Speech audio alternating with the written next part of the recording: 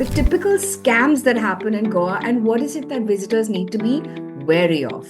A prime example would be the scuba diving and water sports combo. It is, I don't need to sugarcoat and say, no, no, water transport is the best. So these are things that are there in Goa, but nobody talks about because it's a little difficult to organize.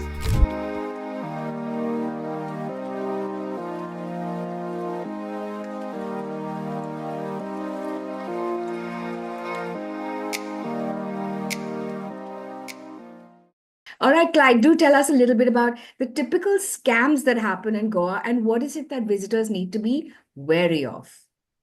So I wouldn't say that the scams that happen in Goa are all active or intentional. What happens is it's misrepresented. Let's put it in that way. Uh, a lot of tourists come to Goa after they've done activities, and the prime example would be the scuba diving and water sports combo. That's one of the most popular packages that people opt for because everybody wants to do everything. Sab karna hai ek din mein. Each are exciting in themselves. Like scuba diving, if you do it the right way, within half day you'll be exhausted and you cannot do more after that. But people want to get their money's worth and they say that, okay, we want to do scuba diving, we want to do jet ski, water sports, which is parasailing, banana boat, bumper boat, speed boat. They want to do everything. So if you want to pack everything in a day, it's not just you, there are many other people that also want to do it. And where they compromise is on the duration. If you get just about 10 to 15 seconds per activity, obviously you will not get the joy that you were expecting or the fun or the thrill that you were expecting. Imagine you spent a whole day and you get maybe 5 minutes of scuba diving, 15 seconds of each of the other activity, 20 seconds at the most, if the guy feels a bit generous. Imagine whole day versus this. Do you think it's worth your time? The agent says सब मिलेगा sir आपको, scuba diving, jet ski, banana boat, bumper boat, lunch भी देंगे, दो beer भी देंगे, dolphin spotting मिलेगा, sight seeing मिलेगा, ग्रैंड आइलैंड ट्रिप मिलेगा, स्नॉर्कलिंग भी मिलेगा. When you look at the inclusions and they're charging just about 1,500 or 1,800 or 2,000, it's still very, very, very cheap Hmm. for the value that you are getting. So on paper, it looks very nice, very lucrative, and the images are from Thailand, Andamans, and Indonesia, Maldives. So you might assume that even Goa is the same, but it's not. What you see here, you won't find foreigners underwater in their bikinis. Let me be clear with that. It's a very, very rare opportunity that you will get that with the package that they're selling. So the scuba plus water sports combo is one prime example where you are sold so much, and but when you actually experience it you will be disappointed if you've traveled elsewhere and if you've never done these activities before. And this happens only in Goa. I don't think there's anywhere else where scuba diving is brought down to such a uh, affordable package. So that would be one.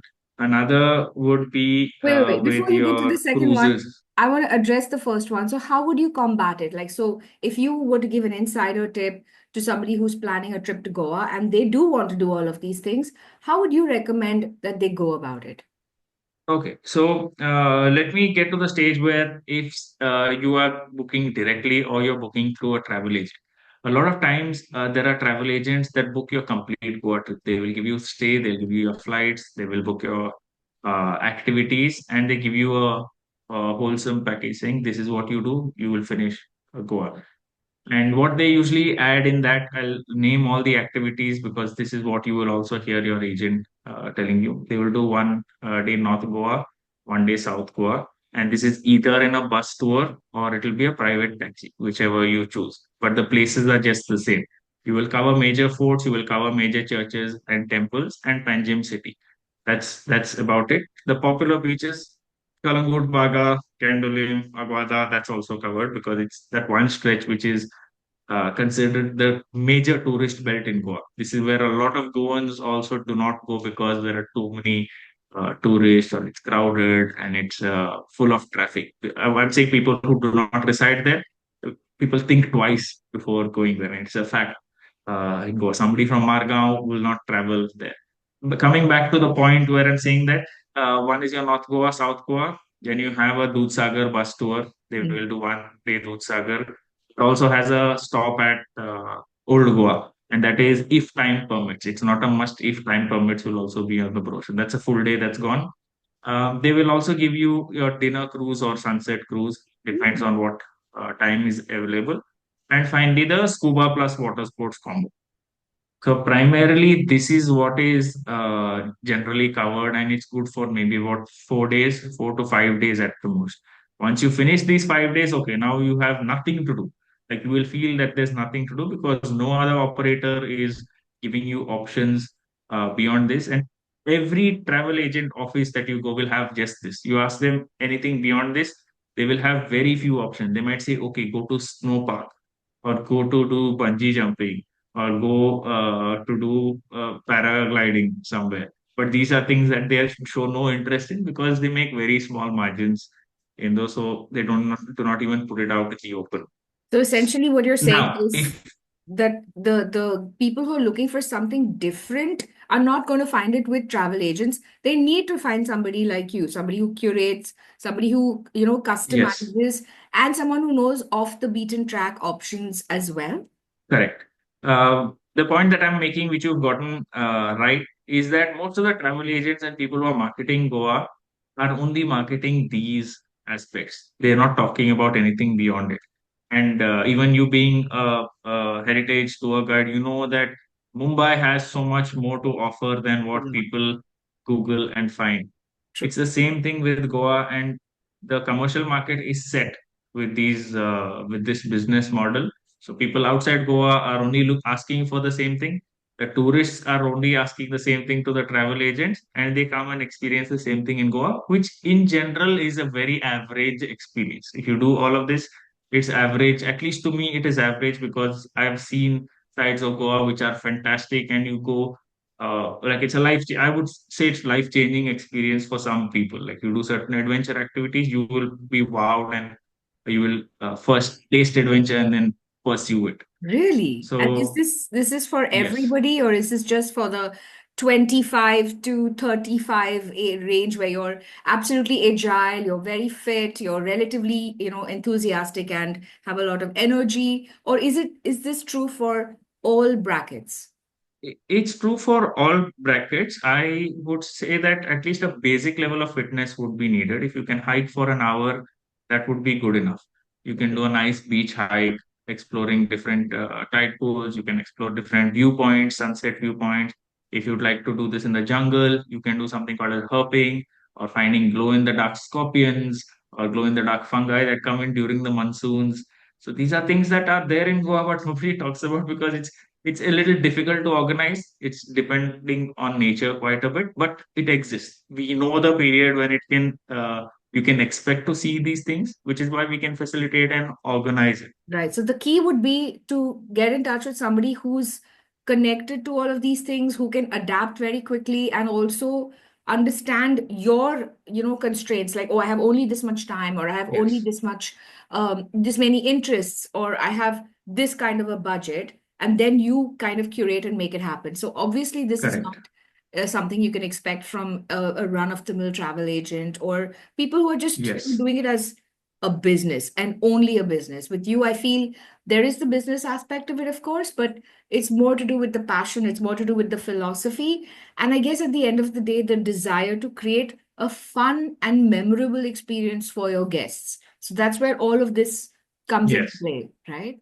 Correct. So what when I decided to call myself Clyde the Guide, it's not because I do tours or I take people out on my own. It's because I help guide you on what to do in Goa. I give you the information and I'll organize the complete trip for you with experts. I'm no expert, but I know a lot about different things. I'm like the master of all trades, but I do not have in-depth knowledge of each subject. So I will connect you to somebody who's better than me, and you get an experience that you will never forget. Be it if it is birding, if you want to understand about the marine life, if you want to do stargazing in Goa with an expert who will tell you about different kinds of mythology, be it the Hindu mythology, Greek mythology, the scientific aspect of things, to connect and narrate to you you get a complete experience of what stargazing is about.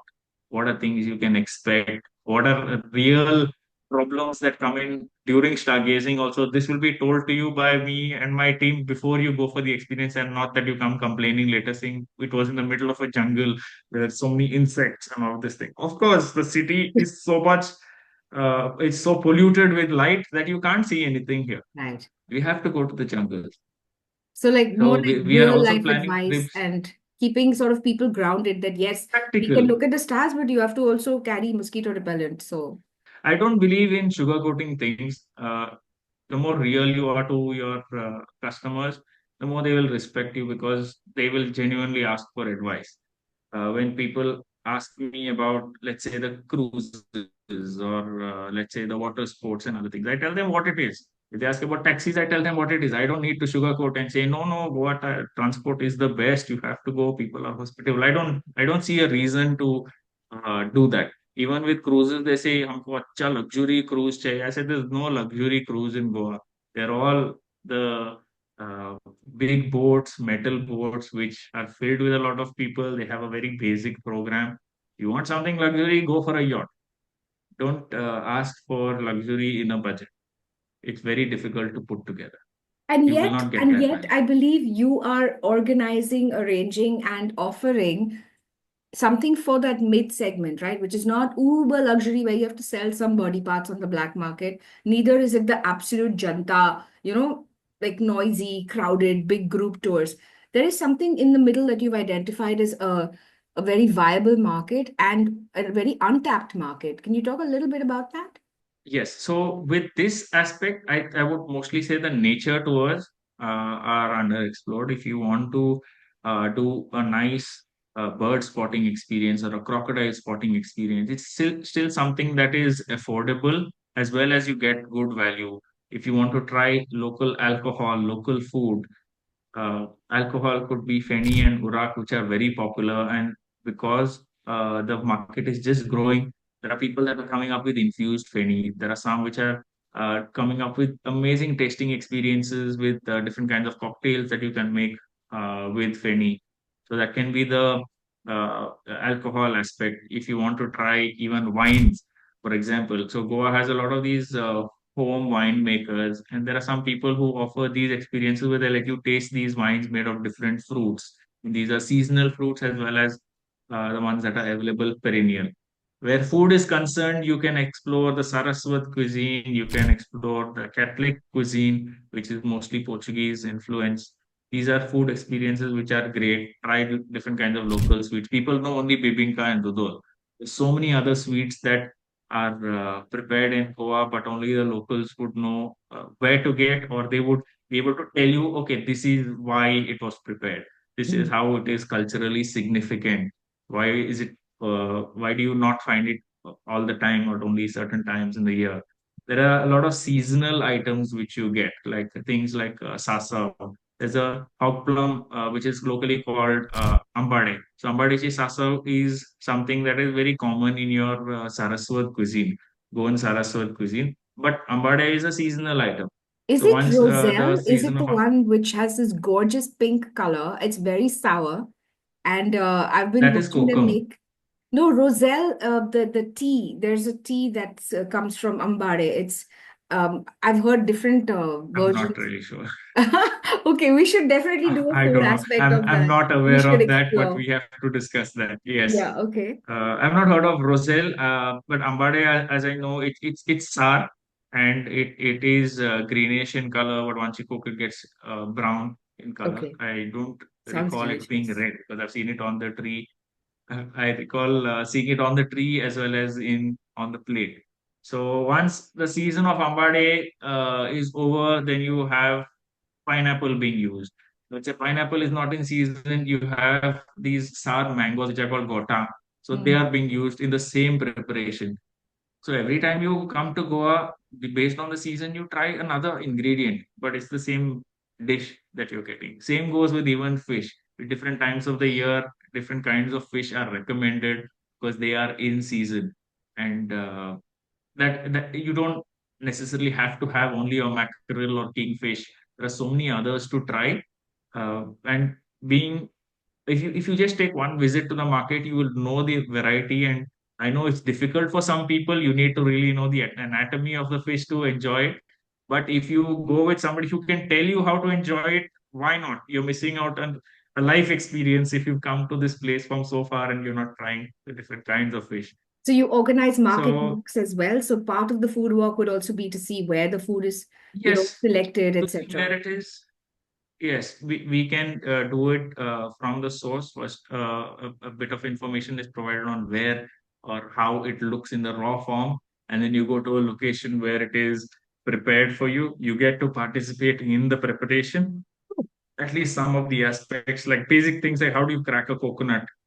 How is it done Fun. locally? How do you grate a coconut? How do you extract the rose, which is the milk of the coconut, and how is that used in gravies? It's a very Konkan thing to do all along the Konkan coast, right up to Mangalore also, that they use the roast to prepare something. And finally, enjoying it on the table.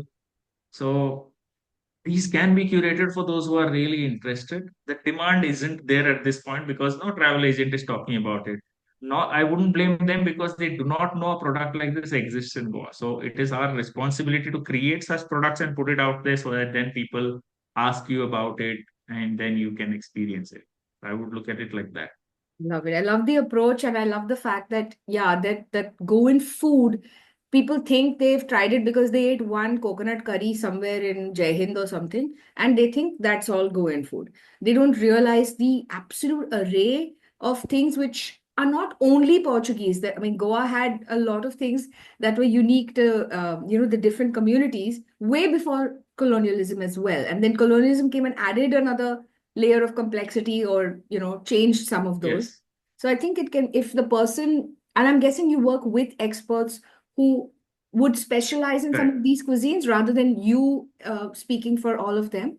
Yes, that's right. So if you would like to learn about bread, I would connect you to a local baker, let them explain of how the whole process is of making local bread, and then come to the other kinds of foods. It can be pickle, it can be desserts, it can be sweets, it could be your regular food, it can be Chorizo. festive preparations. So that yeah, chorizo is also very interesting. I'd say chorizo looks better on the plate, but not when they prepare it because that's pretty Yeah, it's gruesome pretty because good. you're dealing with meat. And yet it's a curing process, right? Because like for to preserve the meat Yes, for that many months, I would say, and that too at a time, it originated in a time where refrigerators were not available. So the best way to preserve food, if we look at it from that point of view, then maybe the messiness part of it can be mitigated. Because I think the whole aspect of meat, first of all, being such an integral part of the culture, which is opposite of what people think India is only vegetarian. So, which I think will lead us to that episode where we're going to talk about, is Goa only for non-vegetarians? fantastic. I liked how you summed it up to arrive at Absolutely. non-vegetarian. Yeah, great. So Yeah, we'll so talk about it in that since you said episode. fermentation, since you said preservation, I just like to add one point which just came to my mind Mhm. right now is that back in the day, Goa monsoons were like terrible, as in it was so heavy that it would be depressing to go out. You It's wouldn't six want to months. go It's in that 6 months of sheer just wet.